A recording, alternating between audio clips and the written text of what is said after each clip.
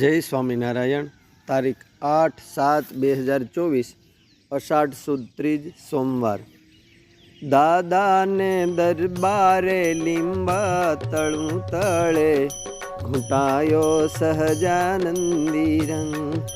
એવા ઘેલા ને ઘાટે ને વડતાલની વાટે ખેલાયો સહજાનંદી રંગ। વિતરાગી સંતોના જીવન માની તરતો ભાળો સહજાનંદી રંગ। વચનામૃતના પાને પાનેથી વહાયો સહજાનંદી રંગ। દિગંતમાં વ્યાપો સહજાનંદી રંગ। પુરાજ મને લાગ્યો સહજાનંદી રંગ। કોઈ વાર એક ચારણ કવિ શ્રી હરિના વિતરાગી અષ્ટનંદ સંત કવિઓની કવિત્વ શક્તિથી અનેરી સુવાસ સાંભળીને ઘોડે ચડીને ભાવનગરથી ગઢપુર આવ્યો।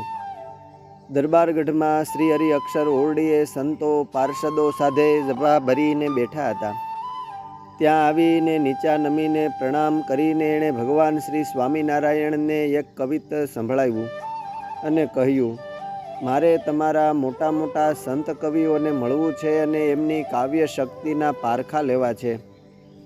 શ્રીજી મહારાજે પોતાના હજુરી પાર્ષદ કરુમભાઈને કહ્યું કે તમે જાવ અને સાધુની જાયગામાં કોઈ સંતો છે તે જોઈ આવો।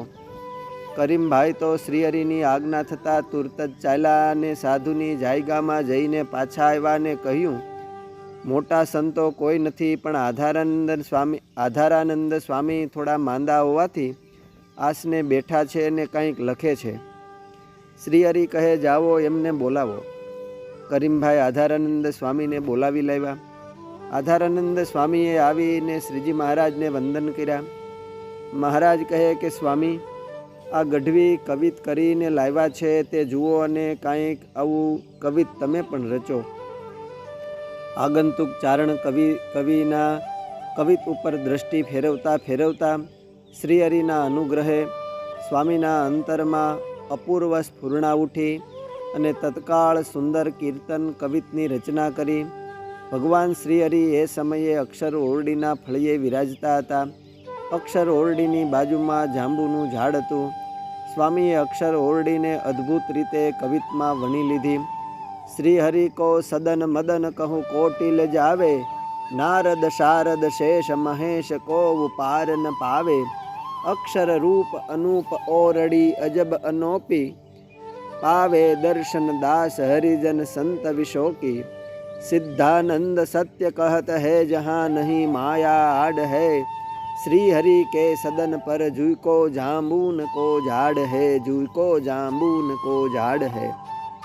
આધારાનંદ સ્વામીએ તો શ્રીહરિની મરજી જાણીને કવિત રચી કાગળની ચબરખીમાં લખી એ ચબરખી શ્રીહરિને ચરણે ધરી।